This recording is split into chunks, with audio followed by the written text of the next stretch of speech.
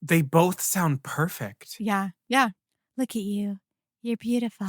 I was just like, oh, yes. Someone pointed out there, like, when she's Galinda, she has this, like, very, like, but when she's Glinda, she, like, drops in her voice because Glinda is, like, who she actually is.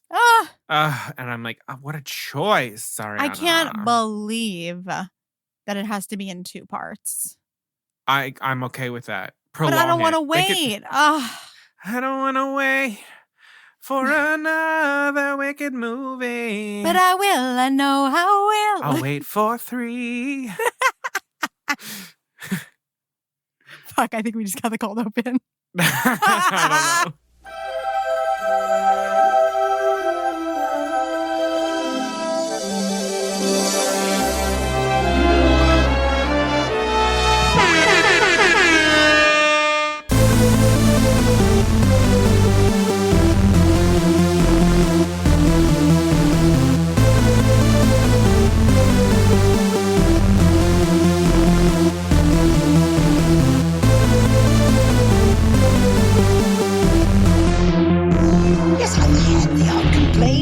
But on the whole, I've been a saint to those poor unfortunate souls.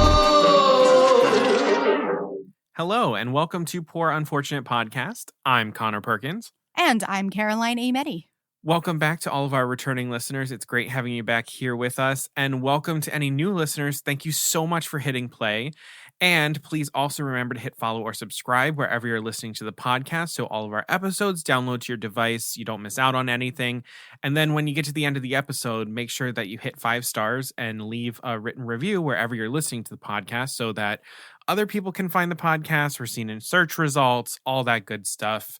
And for those returning listeners, if you haven't left a review, please, please, please, please do it, because Caroline's wedding is coming up and she deserves that as a wedding present. Yeah. Thank you. We actually did get 2 very lovely new ones recently. So thank you to those listeners. Thank you. Those were so nice. Yes. All right. So Caroline, what's new?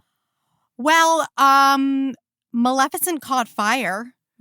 She did. So now that continues the curse of the Maleficent dragon. They've just been having a tough time. So this was the Maleficent in the Phantasmic show. Nobody was hurt. Everything was fine. She's beautiful. Yeah. But I think they've stopped the pyro effects of the Maleficent Dragon in Festival of Fantasy also. Yeah. Shortly after this, because as a precautionary measure. Yeah, that's smart. So just, in some hot mess news. But today, as we are recording this episode, it is May 4th. So as you're listening, a late May the 4th be with you. And to celebrate, Disney did a couple of things, but one of them was releasing the recording of the music from the Galactic Star Cruiser. So if you look it up on Spotify, Apple Music, whatever, the artist is Gaia. So that's the singer on the Star Cruiser. And I've got to tell y'all, what I've heard so far, it's really good. Who would have thunk? Yo, they're trying to get people on that Star Cruiser. Honestly, really hard. I was going to say, applause to whoever on the team was like, you know what? Let's release the soundtrack.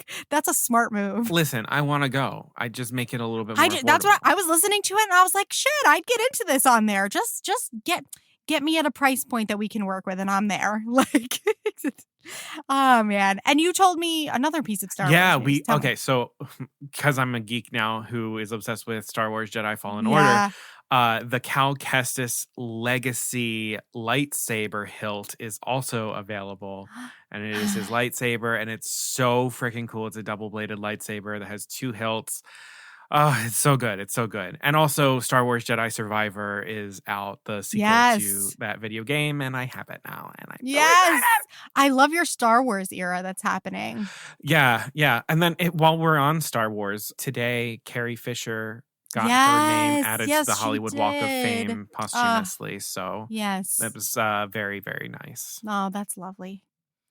And other lovely news as well. We, in the past, since the last time we recorded, we got the trailer for Wish, which will be released on November 22nd, giving us, as we knew a little bit before, I think, Asha, a new Disney princess in the official Disney princess lineup. listen, this is going to be my entire identity. Yeah, it I am absolutely so will. freaking excited for this film because as the 100 years of Disney celebration is continuing and sort of Mhm. like hitting its penultimate moment with Wish, Yeah. they are fusing the traditional 2D and CG animation together, and it's very much kind of the style of like Paperman and Feast and even Little Match Girl a little bit, and I love it so much. I am It's so excited to beautiful. see it. I've been waiting for them to do this type of thing in a feature film for a long time. I feel like the only feature film that I've seen really do it is Klaus, and that's not Disney and Oh, should have been yeah. Disney. Oh, that was beautiful. It Oh, was yeah. stunning. So I am so excited for this. We got a villain, we get magic, we get Chris Pine, we get Ariana DeBose, we get Yeah. beautiful music by Julia Michaels, I actually don't know. who did the I got issues. That's who's doing the music for this? Yeah. What? Yeah. Wait, the pop Julia Michaels? Yes. I love her. Wait, how did I not know this? Yeah. So we've got beautiful music by pop star Julia Michaels. She's doing What? all the music for Wish. Yeah. Oh, that's a game changer. Yeah. Oh, that's Get excited for Wish, baby. Oh, because they have me already with the teasing they've done of like, we're going to tie together all of like the wishing upon a stars from all of the Disney movies. Like, I need them to Yes. come through for me on that because that fascinates me. But also in that trailer, them just hitting you with like from the studio that brought you Moana, Cinderella, Yeah, Beauty and the yeah, Beast. And I'm just yeah. like going through the history of Bam. Disney and then being like, this is a film that's 100 years in the making. I'm like, That I'm so is jealous a of high Ariana DeBose. bar. I know. Oh my God. I'm like, you get to be that person. You get to be that character. The actresses they are adding to the Disney princess lineup in terms of voice talent is, woo, it's juicy good. It's good.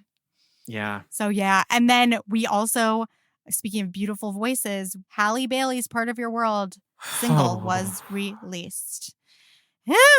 So good. It's flawless. It's beautiful. Like that, you can hear how flawless her acting is going to be as well, which is so exciting to me. And the interesting thing is, if you go, it's in the album. Obviously, none of the rest of the album is released yet. There's tracks that they won't share the title of, which I'm so excited for that. Oh man, Yeah. Like I said, that's coming out one day before the wedding, so I know what I'll be doing getting ready. We've also gotten those beautiful character posters for That look like The Little Vogue. Mermaid. It looks like Vogue. It's my God. so beautiful. And I've also just really enjoyed some of the interviews that we've gotten from them recently. Like Melissa McCarthy talking about when she first heard Halle sing and on set and she cried. she's And crying. she's like, I always cry when people sing. And she's like, but this was something else. And she's like, and then you hear her sing. Oh, God. Yeah. I love Melissa McCarthy. She's a I do too. real pro. Yeah. And we got a peek at Vanessa for the first time because they've released the dolls. The doll. So now we can see what these we've seen some of the, like we've seen Ariel's like on the town outfit already. But now we get to see Vanessa's outfit, which is this purple drop poof gorge. shoulder. Oh my good. Talk about things becoming my personality. It's gonna be that dress. So soon, can't wait. Oh, Guardians of the Galaxy Volume 3 is out in theaters when you listen to this. Yes, Yeah. and Peter Pan and Wendy is out as well. Yeah. Yeah, they had Yeah. their premiere. Yeah, things are happening. Happy That's what it movies. was. Happy movies. And I don't know what else to say. I kind of despise that we usually end up wrapping with something like this, but Disney is suing Ron DeSantis. Yeah. And I think they're countersuing now. It's just descending into a bunch of sometimes horseshit. some days I can get into it and some days I just can't. And I just need to talk today about was- Vanessa's poofy dress and just call it. Yeah. So. Yeah. So, I mean, listen, we're probably not going to give you many updates about this that are as in depth as what we've been doing because clearly it's going to go on for quite some time. Yeah. So, I mean, literally this time last year was when we were talking about the Don't Say Gay bill and when time all of flies. this began. Yep. So, buckle in, folks. We'll give you little tidbits here and there. Not today. They're suing each other. Wow. Who could have seen that coming?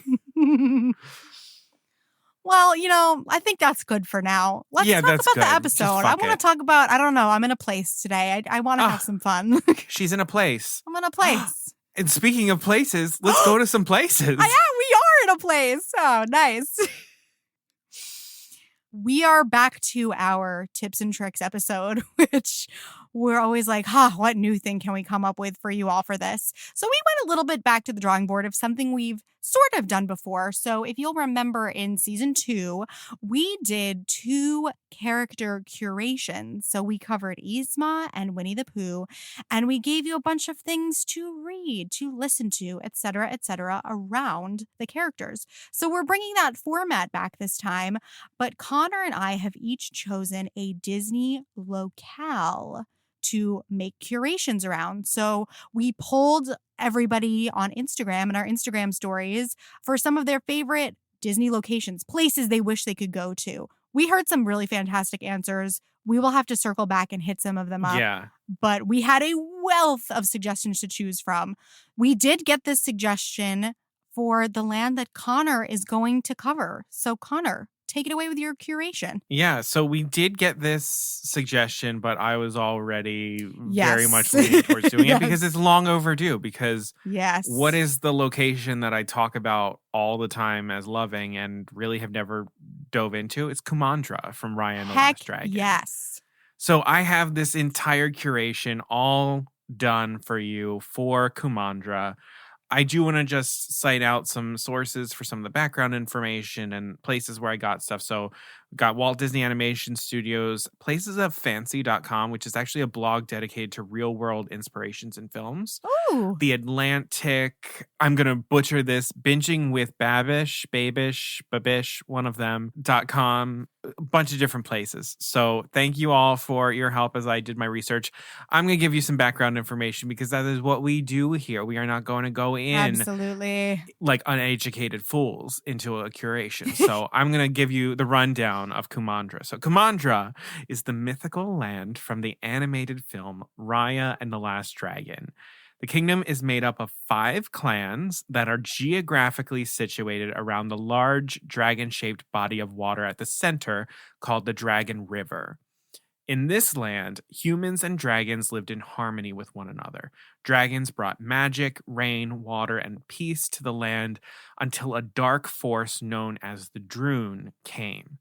The Droon take the form of dark purple clouds and are the antithesis of the dragons. They are born of human discord and are the embodiments of evil, consuming every living thing and turning it all to ash and stone. The only weakness to the Droon is water and the dragon gem. And the dragons fought the Droon after it had consumed much of Kumandra and turned many humans and dragons to stone. And ultimately, the last dragon, Sisu, channeled all of her magic into the dragon gem to ward off the Droon for good before mysteriously disappearing. In the wake of the disappearance of the dragons, the kingdom broke apart in the Kumandran Civil War as clans fought for control of the dragon gem for protection. They drew their own borders along the Dragon River and divided themselves according to their location: fang, talon, spine, tail, and heart. Heart was all that remained of the unified kingdom of Kumandra and became the secret location of the dragon gem to keep the Droon at bay until the events of the film. So go watch it. It's a good time. You're going to enjoy it. I like it. The Kingdom of Kumandra is based on the Southeast Asian geography and various cultures of the region. So the Dragon River is inspired by the essential Mekong River, known as the Mother River, which connects much of Southeast Asia. And each clan of Kumandra is unique with their own customs and draws inspiration from different blends of Southeast Asian cultures. So I'm going to go through each individual clan and sort of give you a little bit more information about them. So we'll start with Fang. This is located at the head of the Dragon River behind a man-made canal for protection against the Droon because the Droon is afraid of water. Some traits of Fang: they are opulent, regimented, and strong. Their colors are white and gold. The design is sharp, sparse, and cold to represent the pragmatic and calculated nature of the militaristic clan. And it is inspired by the pointed and geometric rumah gadang architecture style of Indonesia, the sprawling feel of Cambodia's Angkor Wat, and Singapore's position as a prosperous and strict island city-state. So that's Fang. Heart. Heart is located on a natural island near the center of the Dragon River. It is home of the Dragon Gem, and the land is very prosperous with lush rainforests and is the last remnant of the Kumandran government. The Dragon Bridge was built by Chief Benja to connect Heart to the mainland of Kumandra, and their traits are protective, reverent, and dedicated. Their colors are blue and green, and the design is very natural and fluid to represent the important connection to water. The rock formation of Heart is inspired by the limestone rock formations of Vietnam's Ha Long Bay, with aspects of Cambodia's Angkor Wat temple complex finding its way into the fortress that surrounds the base. And the island location and naturalistic environment is evocative of Bali, Palawan, and Phuket. Talon. Talon is located in the central southern region of the Dragon River, and Talon is the center of commerce in Kumandra, being a market town built on the water. The trading port is accessible through a series of canals and docks and is bustling at all times of day and night. The traits of Talon, we've got resourceful, cunning, and persistent. Their color is purple. And it's inspired by the floating markets of Vietnam and Thailand, as well as the night markets in Thailand and Laos. The capital of Thailand, Bangkok, is the most notable inspiration for Talon, often being referred to as the, quote, Venice of the East. Spine. Spine is located in the northeast region of the Dragon River among snow-capped mountains and black bamboo forests. Their traits are proud, fierce, and reclusive. Their colors are gray and navy. And although snow is not prevalent in Southeast Asia, apart from northern reaches of Myanmar, near the Himalayas, or the mountains of Vietnam, Spine's architectural design is inspired by the multi-windowed and high-roof structures of Indonesia and Laos. And then Tail, located far to the east, Tail is mostly an arid region now that water in the Dragon River is receding from drought. The people live in scattered settlements and are the perfect prey for the Droon, so the people of Tail survive by reusing and recycling. Their traits are independent, improvisational, and hardy, and their color is yellow. They are inspired by the deserts of Southeast Asia, like Bao Trang and Mon Ni sand dunes in Vietnam. It also takes inspiration from the Red Rock Canyons of the Americas, actually. And some of the rock formations are modeled after the super tree grove of the gardens by the bay in Singapore. So at its core, the story of Raya and the Last Dragon is about how we are stronger working together than divided. And that couldn't be more apparent than in the actual land of Kumandra. Instead of just having each clan representative of one specific culture of Southeast Asia, every single one is a blend of different things. And as a unified kingdom, Kumandra can be prosperous for everyone, bring back the dragons, and beat back the Droon. The differences of each clan all contribute to a stronger whole. So largely, this location curation is going to be about channeling not just the feeling and sensorial aspects of Kumandra, but also of unity. All right, so I'm going to start this curation off by giving you something to read. So I'm going to be very obvious here and say that if you love Kumandra, you need to check out some of the other work that Quy Nguyen has done. Quy Nguyen is the screenwriter for Raya and the Last Dragon.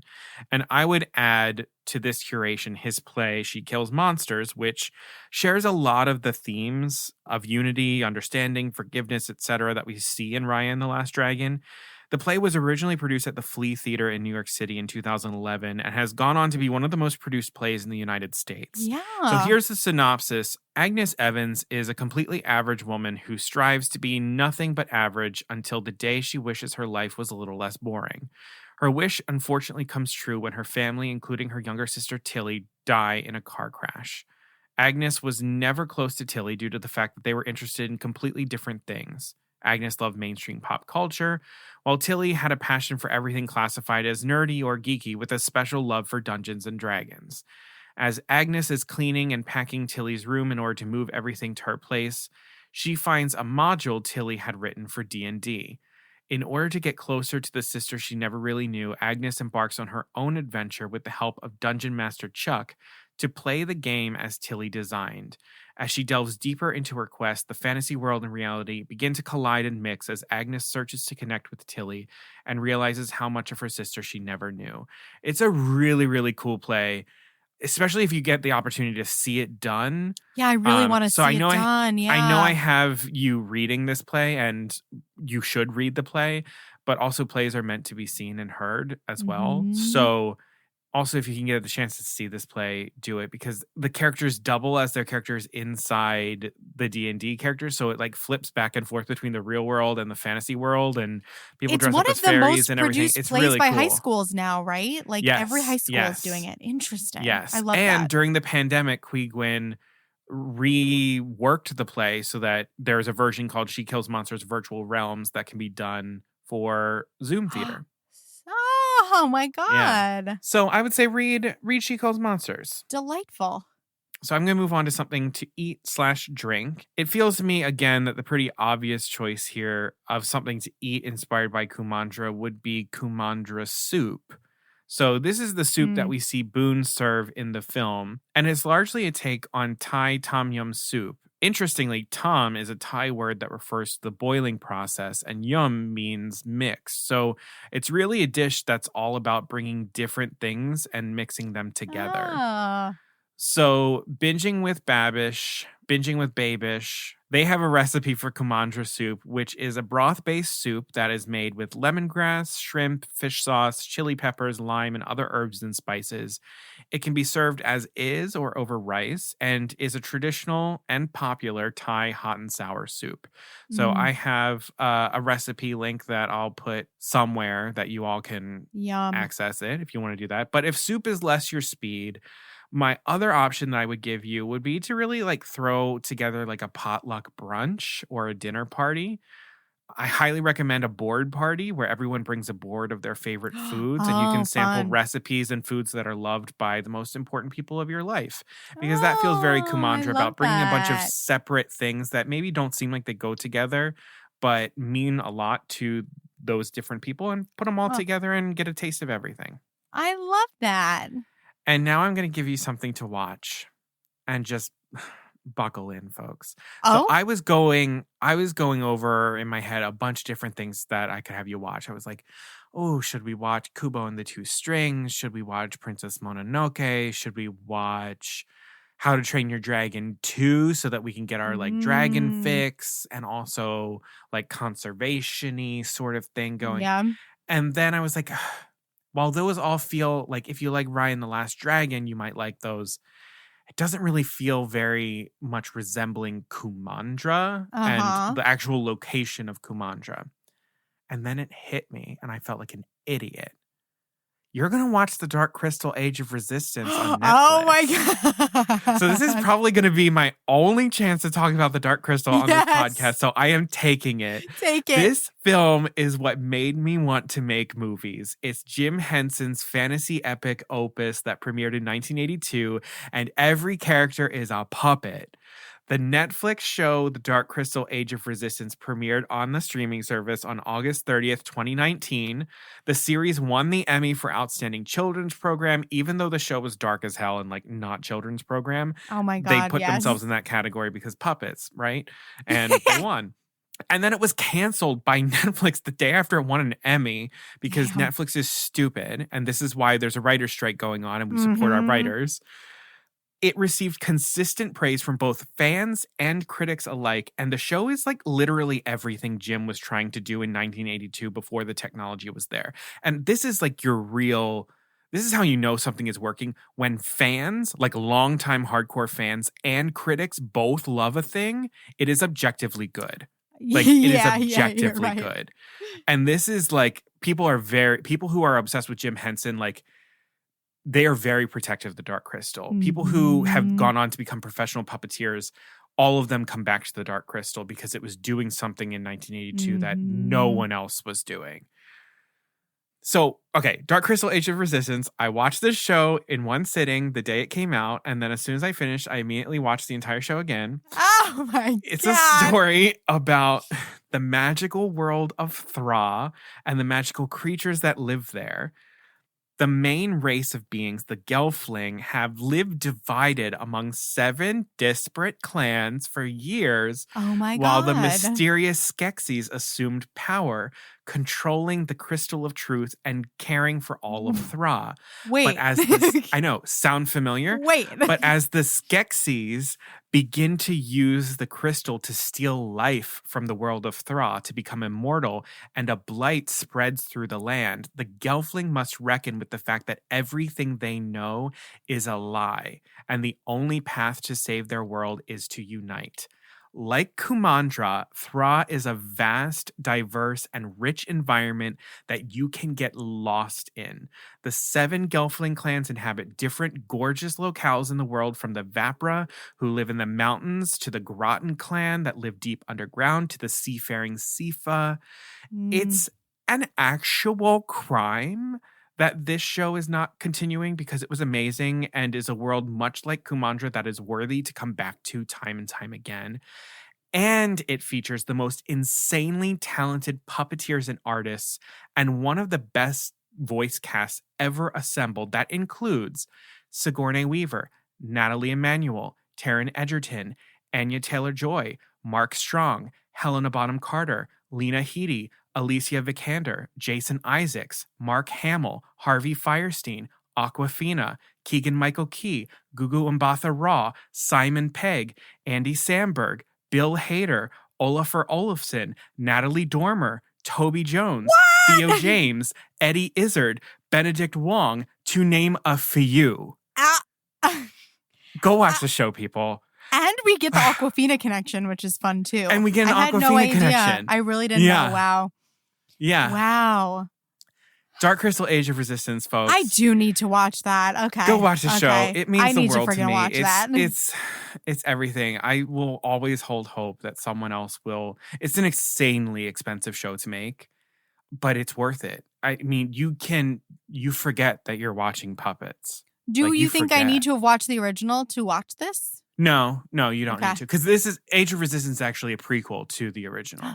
Got it. Okay. So Sigourney Weaver will sort of kind of walk you through it all in the beginning of like what you need to know, as she does. Yeah, but it's so wow. good. That connection is wild. What a great choice! What a great choice. Combining 2 things that you love deeply too. It's just wonderful. I know. Amazing what'll hit you when you're in the shower. Yeah.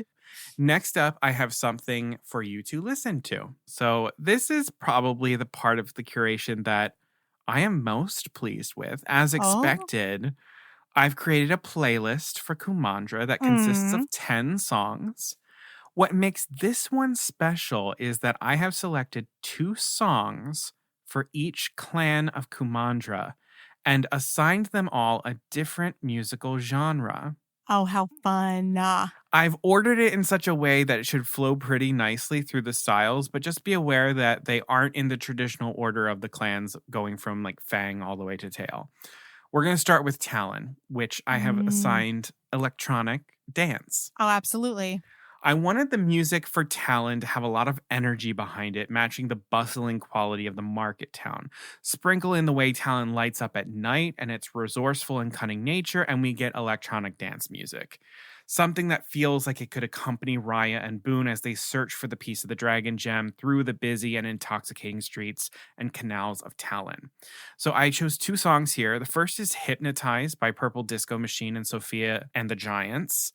And then the second is Graves by Churches. I probably could do an entire playlist just of Churches songs, but I picked these 2, and when you listen to them, you'll hear it. It's fine. All right, so moving on to our next region, we've got Spine, which I have assigned classic rock. Yeah. So a proud, fierce, and secluded clan like Spine needs music for warriors, and that's classic rock to me. It's the type of music that you work out to, train to, amp yourself up with ahead of an important meeting, and makes you just feel like a badass. But more than that, I want to choose 2 songs that are a bit more complicated, or ones that don't immediately come to mind when you think of the genre. So the first one is Running Up That Hill, A Deal with God by Kate Bush. Oh, yeah. Okay, so this song doesn't need an introduction. We all know it now thanks to Stranger Things forcing it back into a well-deserved limelight. But I included this song because it has a drive to it that I think pairs really well with the persistence of Spine, living in the snowy mountains, facing off with the Droon until only one member of the clan remains. It's rock, but it's Yeah. also like an isolated song. It's just, it's Mm, driving. The beat never lets up until the song ends. And that feels like a backbone. That feels like Spine. I love. The next one I've got is Invincible by Pat Benatar. And this one is more Mm. on the nose. It's what I would want playing as I'm training the bravest warriors in Kumandra. Mhm. So that's that. Next up, we've got Fang, which I have assigned alternative rock. This is an interesting genre that I think matches Fang really well because of how complex it is. Alternative rock encompasses a lot of music that is slightly off from mainstream pop music, but no less worthy. It can be angsty, but it can also be subtle. It's intelligent and it's emotional. It's layered, and each listen shows you something new. And Fang is no different. Opulent, regimented, and strong, but also at its root, afraid. Fang is vulnerable, but puts up a front of strength, and that is very alt rock. So the first song that I've got here is Radioactive by Imagine Dragons. Huh, I didn't realize that I had a dragon Oh thing in my here. God. I wanted something to show a more modern alt rock feel that brings out more of the angst. The references to dust and ash and the lyrics seem to call out to the fear for the future of Fang. But the second song that I've got is Iris by the Goo Goo Dolls. This Ah. is the other face of Fang, the sensitive, vulnerable side that we get glimpses of. This song is that raw place that all of the strength is trying to protect. Next up, we've got Tail, which is folk rock. Independent, improvisational, and hearty. I feel like that's pretty self-explanatory. Folk rock is always there, doing its own thing.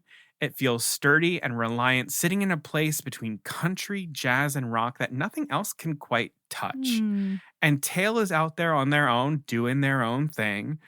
Even within themselves, they're a bit scattered and all following their own path. And that's what the folk rock artists do. Again, I want to choose two songs that give a lot of range and cross time within the genre to highlight the hardiness and the independence of Tail. So the first song we've got here is I Will Wait by Mumford and Sons.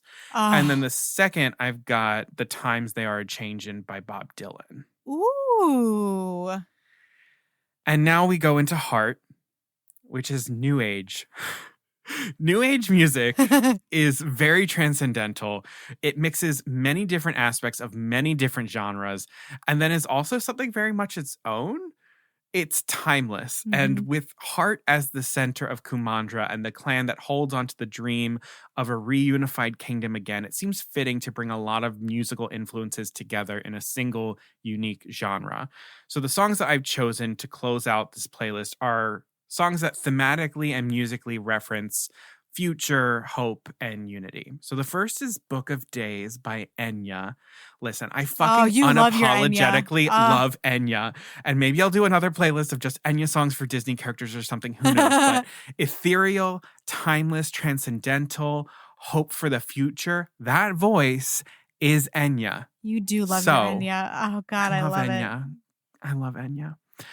And then the last song on this playlist is a song called Baba Yetu by Christopher Tin featuring the Soweto Gospel Choir. I actually sang this song in a selective all-state choir, and it's one of the most powerful pieces of music I've ever sung. It was used for the opening sequence of Sid Meier's Civilization 4, which is a video game that charts civilizations through history. And it's actually the Lord's Prayer sung in Swahili. And it feels like this global hope or this like global prayer. And that's what Heart wants for Kumandra. So that's why I'm closing it out with that. Ooh. And I listened to this playlist today as I took a walk. Did it slap? And may I just say, the flow, I am quite proud of the flow. So I'm don't excited. shuffle this one. Don't shuffle no. Yeah, no way. Oh. All right. And so now we're going to close out this location curation with something to do. I'm always a big proponent of playing a game as an activity, and this is no exception. Raya and the Last Dragon plays out largely like a superhero team-up film, with each new character bringing important and specific talents to the group, and Kumandra is a kingdom made of 5 very distinct clans. So to really give all of your friends a moment to shine based on their own specific talents, I would obviously recommend a cooperative tabletop role-playing game like Dungeons and Dragons. Hmm. These types of games allow you to immerse yourself in a fantasy world like Kumandra while working together to accomplish a goal. Each player has their own unique set of abilities that will help your party as a whole. Now, I know the world of Dungeons and Dragons can be pretty intimidating for new players because of how expansive it can be.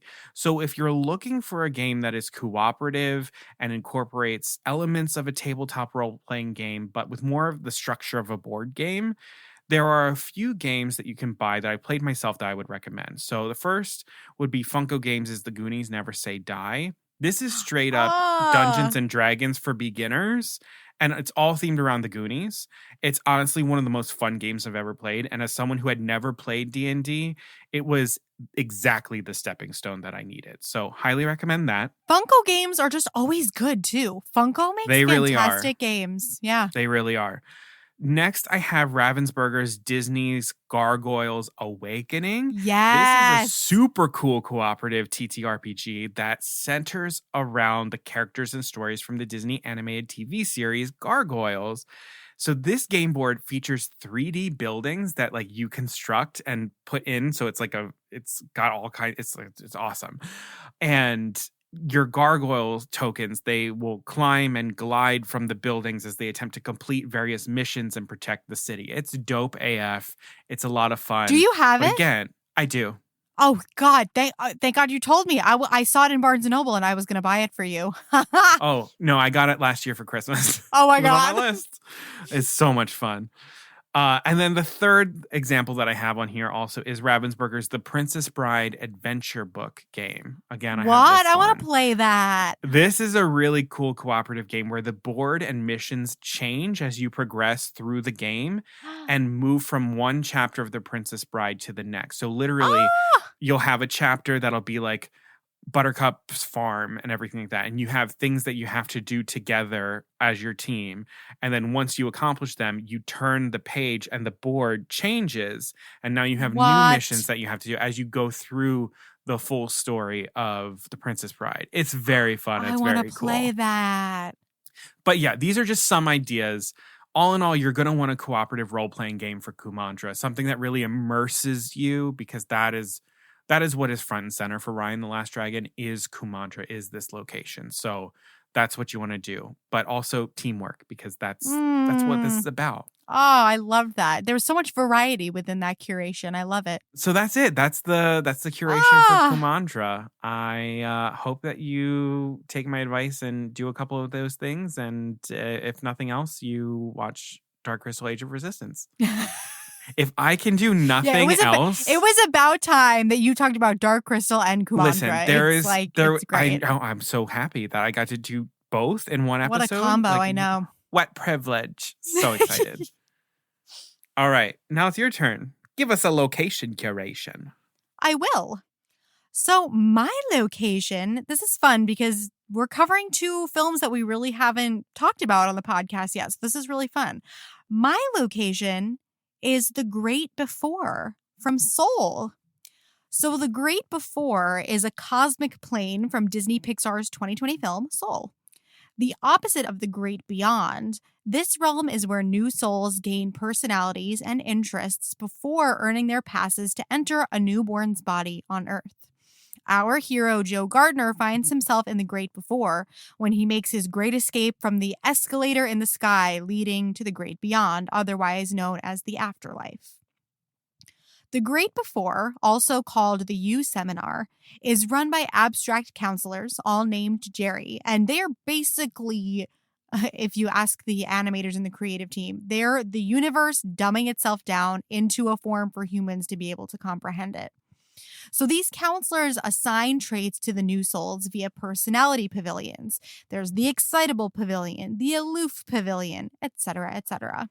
So after new souls gain their personality traits, they are paired with mentors, souls of those who lived lives on Earth and passed on. Mentors assist the new souls in identifying their spark, their soul's personal passion. They can find their spark in 2 different places in the Great Before. So we have first the Hall of You. So here is where mentors take souls on a tour of an exhibit of memories from their lives on Earth in the hope that their mentee will be inspired by their life and find their spark that way. And then the other option is the Hall of Everything. So as its name suggests, this is where mentors bring souls to try a little bit of everything life on Earth has to offer in the hope of discovering their spark, from baking to sports and on and on. A new soul's Earth pass is complete once it is filled with their personality traits and finally their spark. They are then brought to the Earth Portal, an opening in the Great Before that allows souls to take the flight down to their new life on Earth.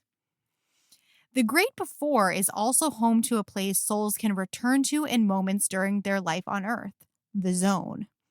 I find this concept so beautiful. The first time I saw Soul, it made me burst into tears. The Zone is a place where souls can enter when their passions bring them to a level of euphoria that brings them to a place between the physical and the spiritual. In the film, I love this so much. We see an actress performing the balcony scene from Romeo and Juliet, and it sends her right into the zone. And it honestly gives me chills just talking about it. Oh my God.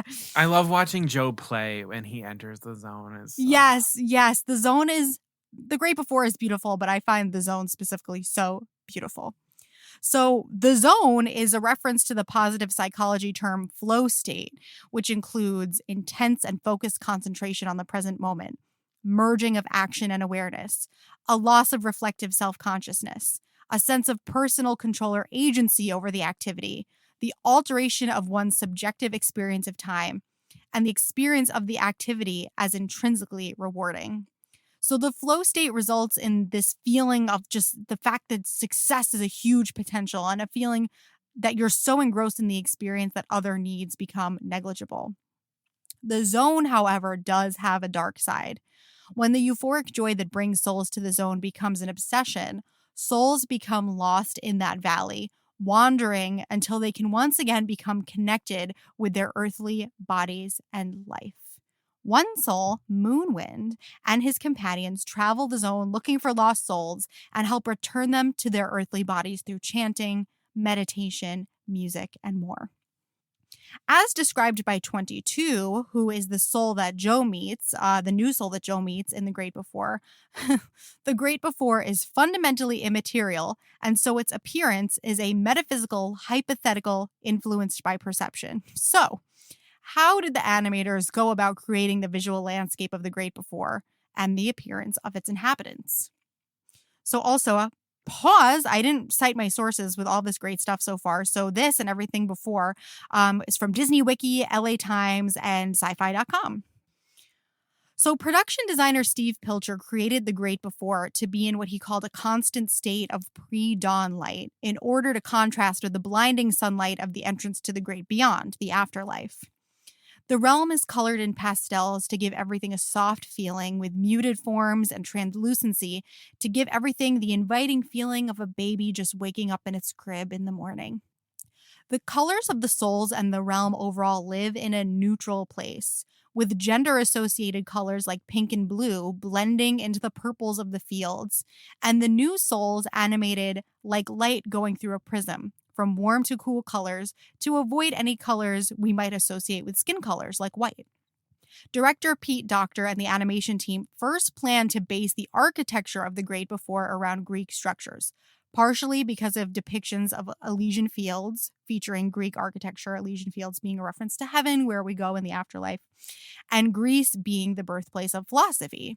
But the team wanted the Great Before to have a little bit more of a universal feel, and they eventually based the design off of architecture from the World's Fairs of the 1930s through 60s. And when you look at it and watch the film, you can see that. Like, we've got there's a little bit of it that will remind you of It's a Small World. It's really nice. Yeah. So the Jerrys, the counselors of the Great Before, and like I said, basically the universe distilled into some kind of abstract form, they are drawn with 2D lines in the 3D space of the Before, playing on the idea that the universe is trying to appear in the simplest way possible to living beings.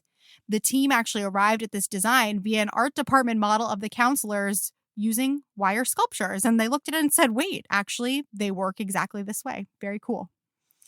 So 22, who has been stuck in the Great Before for thousands of years, is finally released from her doubts about entering an earthly existence when Jo realizes that a soul's spark doesn't have to be its purpose, but merely a beautiful indication of the desire to live life.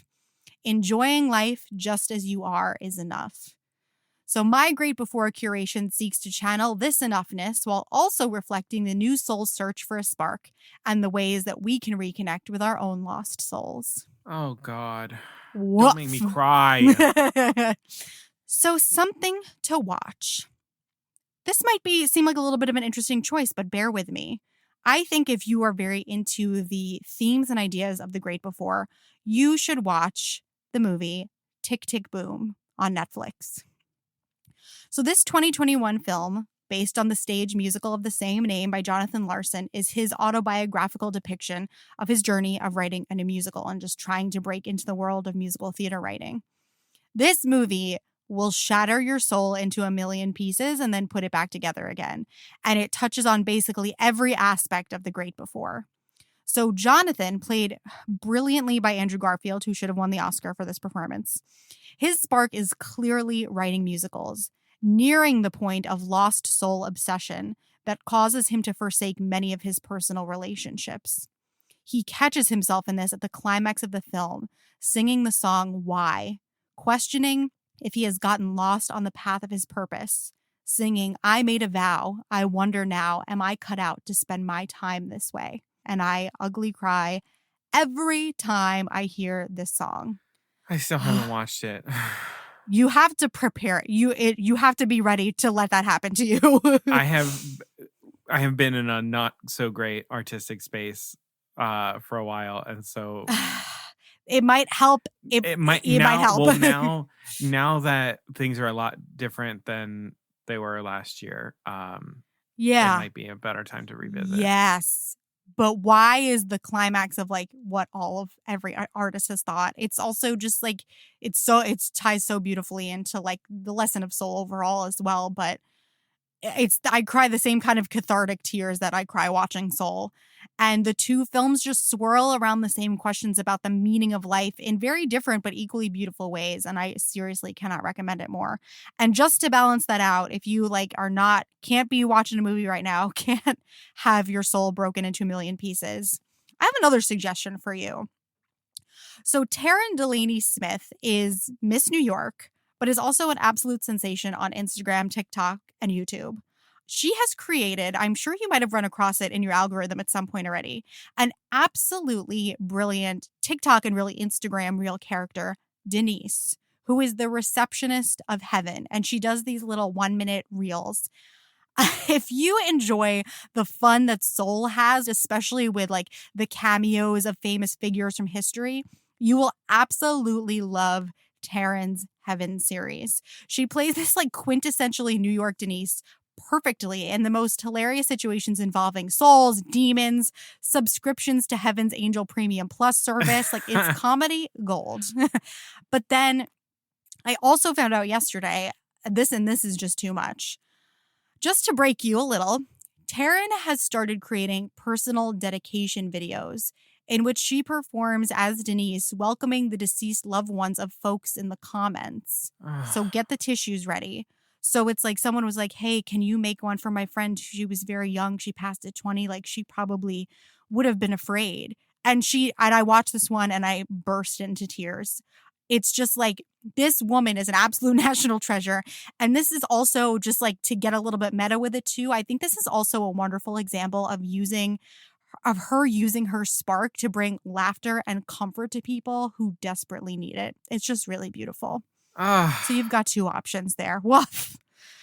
Oh, I love those. So you got two options, shorter and longer. Okay, now for something to eat or drink. So interestingly, souls in the Great Before are not able to taste, smell, or eat. All of these things are tied to physical bodies, which they do not have. So for this part of the curation, I'm leaning more into the color scheme and mood of the Great Before. So I feel like I tend to offer like New York City based options a lot. So I have one, but I will offer you an alternative if you are not in New York City.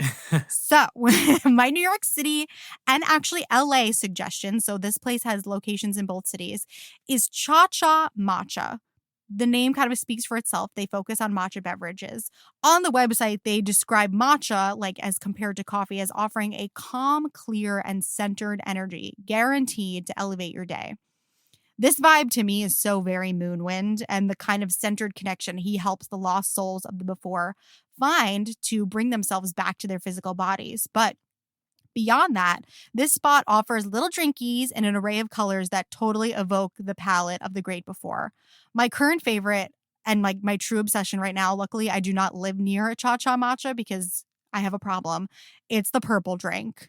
So it actually has CBD in it. So it's CBD, lavender, and ube with a milk of your choice and matcha on top. Not only is it delicious and beautiful, but I'm telling you, the 1-2 punch for me of the matcha and CBD, it really works wonders in that like very centered, awake, but calm feeling that is very hard for me personally I was to going to say, I'm obtain. like, do we not have pot brownies on this eat or drink list? Or a weed gummy or something? Oh my God. And there's other ones that are just as beautiful, blue and pink drinks, an array of matcha and coffee options. And also the cafes themselves are just like pink tinted. The new souls would feel very much at home here. But if you want an option for at home, not to fear. You can still get similar calming and aesthetically pleasing beverages right into your own home.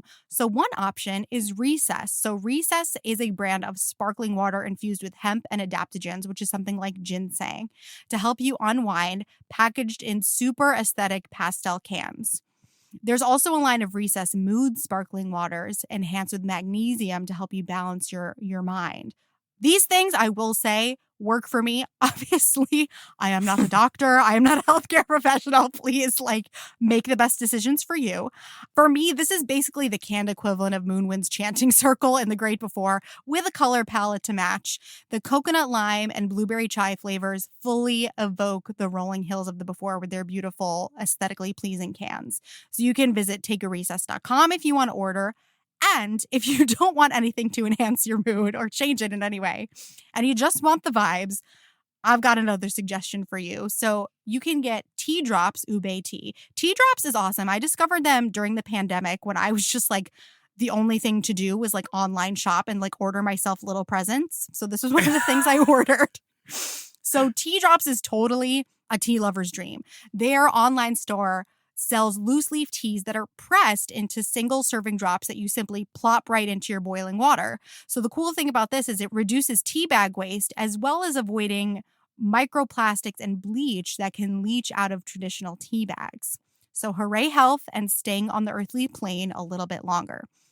If you're looking for an aesthetic purple drinky to remind you of the softness of the Great Before, but you aren't looking for those other things with calming additives, look no further than the Ube Tea and Ube Boba Tea. The Ube Tea is caffeine-free. It can be enjoyed hot or iced or as a latte. You can add boba to your order on the site to make your own at-home boba tea.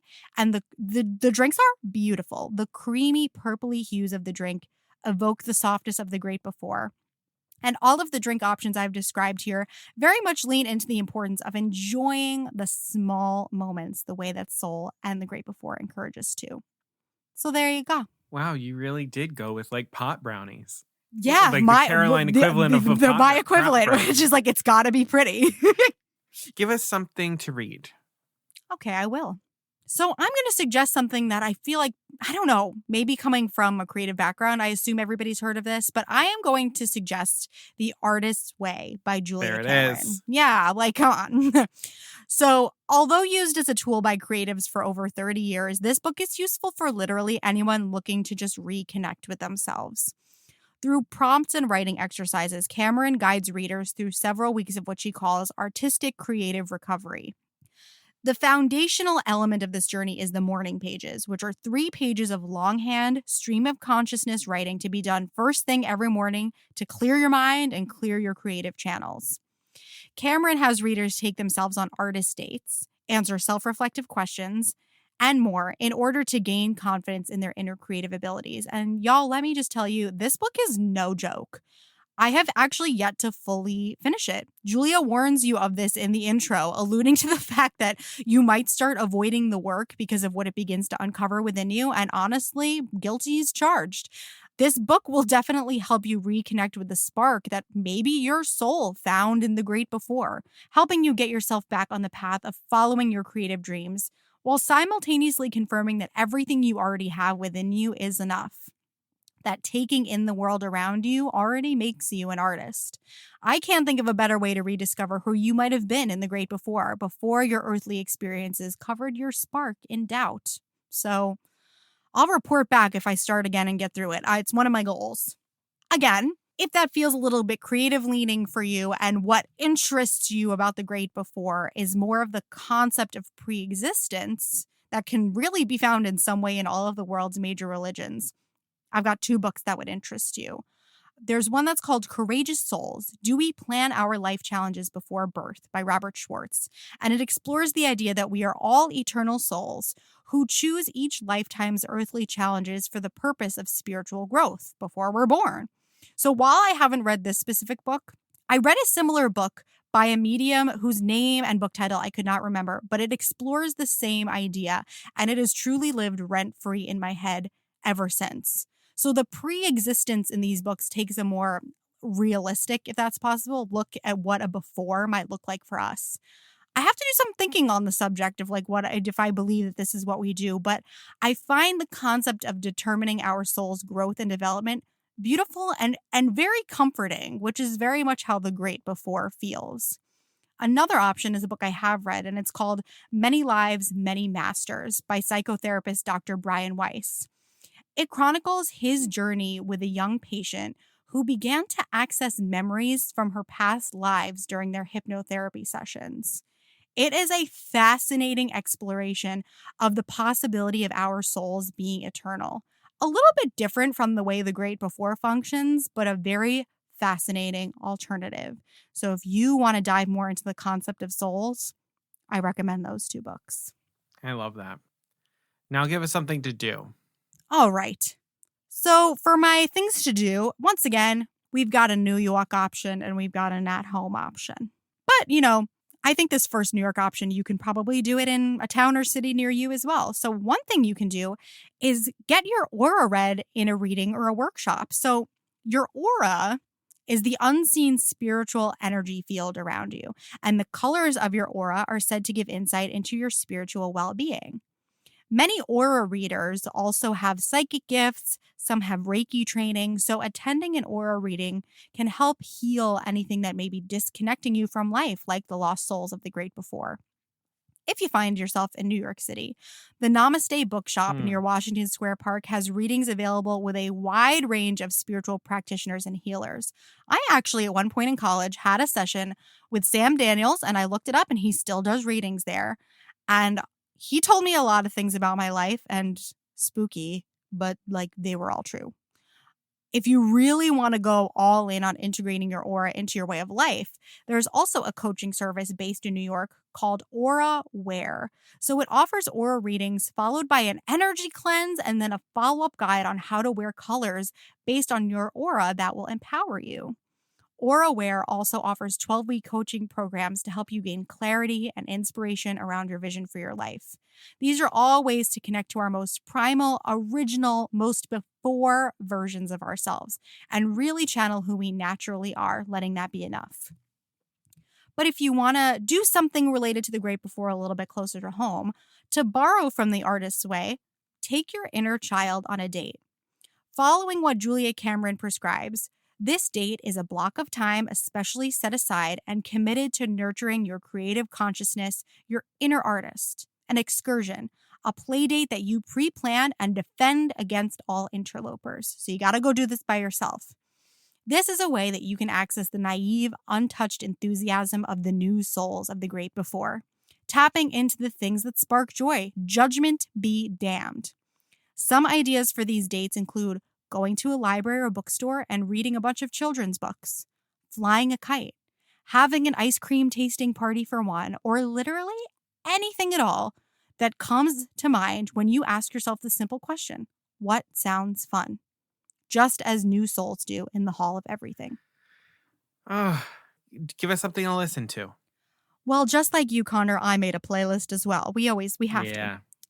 So I have created, I will link it, we'll link our playlist in the socials. I've just called this the Great Before playlist. So I've created a playlist of songs that I could imagine hearing playing in the background of the Great Before. Feel free to put this one on shuffle. Here are some of the tracks I've included with a couple of surprises that you'll just have to go over and, find for yourself. Here are a couple of the tracks. The obvious, New Soul by Yael Naim. So that was playing in those Apple commercials years and years ago and was a huge hit. Kaleidoscope Heart by Sarah Bareilles. Oh, yes. Right? Good Morning Starshine from Hair. Bundle of Joy from Inside Out, because let's be real, there are a lot of parallels here. Lucky to Be Me by Blossom Dearie. Express Yourself, Say Yes by John Batiste. Try Everything from Zootopia. I found a fantastic lullaby version of Born This Way by Lady Gaga, and let me tell you, it's good. Oh. So that's on there too. Moonglow by Samara Joy, and On a Clear Day You Can See Forever by Barbra Streisand. These songs aim to evoke a combination of the soft morning glow of the Great Before, combined with the exciting quest to discover one's spark. Also, the Great Before screams like inspiring podcast. I had such a hard time narrowing down the options. This is actually one I haven't listened to, but it really grabbed my attention, so I think I'm going to give it a listen. It's Happier with Gretchen Rubin. So she's the author of the #1 bestseller, The Happiness Project, so I did read that book. And the cool thing about her podcast, there's tons of full-length episodes, but she does this little thing called Little Happier, these 3 to 4 minute nuggets of wisdom about getting back in touch with what truly makes us happy rather than what we feel is expected of us. And finally, to access the Moonwind side of things, you can listen to on YouTube, Apple Music, Spotify, etc., anywhere really, just Google it, solfeggio frequencies. So solfeggio frequencies are a set of 9 electromagnetic tones that are reputed to have the power to heal and raise our consciousness. They form the basis of many ancient sacred music traditions dating as far back as the 8th century, like Gregorian chants and Indian Sanskrit chants. So each of the 9 frequencies is said to have a specific healing property and connection to a specific chakra. So the one that feels the most Great Before to me is what is called the pure miracle tone, which is 963 hertz. This one is associated with the crown chakra and is said to awaken intuition, raise your vibration, and make you feel connected with the oneness of the universe. So you can find this anywhere. Like, I use them sometimes to go to sleep. Some people like them in the background of when they're working. Chris told me about these at first, and I was like, sure, okay. And then I started listening to them, and there's something to it. There's something to them. So give it a try and let me know what you feel. I love that. That's great. Yeah, so this was a very woo-woo, ethereal curation for you. Listen, I think I'm in a place where I am going to try some of that. I think I'm going to dig up my copy of The Artist's Way. I'm going to dive into that. Play some frequencies, drink a little CBG drink. Try these things. Yeah. Also, I just have to say, maybe also just rewatch Soul, because I enjoyed Soul the first time I watched it, but every time I watch it, I love it even more. Yeah. It's really good. It's real good. Alrighty, well, those are our location curations. We hope you enjoyed it. If you liked what you heard, please remember to hit follow or subscribe wherever you're listening to the podcast, so all of our episodes download to your device. You don't miss out on anything. And this is the time to hit 5 stars and leave a written review so that other people can find the podcast. We're seen in search results, all that good stuff. Writing a review is one of the most simple things that you can do that goes a long, long way for us. So if you're listening on Apple Podcasts, just scroll all the way down on the episode and then you'll see where you can do 5 stars and then you can write some words. And we would really, really appreciate that. We would also love it if you would follow us on social media. So we are at Poor Unfortunate Podcast on Instagram, Facebook, and TikTok. And we are at Unfortunate Pod on Twitter. So as I mentioned earlier, we sourced ideas for this episode right from our Instagram stories. We always post extra materials related to the episodes, whether it's concept art from the topic we talked about, whether it's for this one, it will be links to some of the things we've talked about. So It's a really, really key addition to these episodes. So please follow us. And if you need even more Poor Unfortunate podcasts in your life, please join our private Facebook group, the Poor Unfortunate Fam. We had a couple of new members this past week, which is always very exciting. Yeah. And it's just a place where all of our listeners can meet each other, discuss the episodes, discuss Disney news in general. One of our wonderful fan members, Ryan, is always dropping, like, I've got a book suggestion from him. He's always dropping the latest Little Mermaid news for us. And it's just a way for Connor and I to just see some names and faces of folks who listen to the podcast, which is really special. And we are so grateful for it. And we would love to meet you in there. So please join. If you're looking for some merchandise, the Poor Unfortunate shop is open, poorunfortunatepodcast.com/shop. Water bottles, t-shirts, hats, sweatshirts, all that good stuff. And again, if you are a person who is artistically inclined and have some ideas for merchandise and want to collaborate, please reach out to us, poorunfortunatepodcast@gmail.com. We'd love to start a conversation. And as I always say, it does take us a little bit of money to keep the podcast up and running and coming to you. We do have a PayPal account. It's linked in our episode description and in the links of our social media accounts. Truly, anything that you have to spare goes a long way for us. It could be $1, $5, $10, more than that. It can be a one-time donation or it could be a monthly donation. Truly, all of it just goes right back into the podcast, helping us keep it free and ad-free for the most part. And special thank you to all of our monthly donors. Without you, this wouldn't be possible. Thank you, thank you, thank you. We love you. Alrighty, well, that's going to do it for us. Until next time, Beluga Beluga Savruga. Savruga.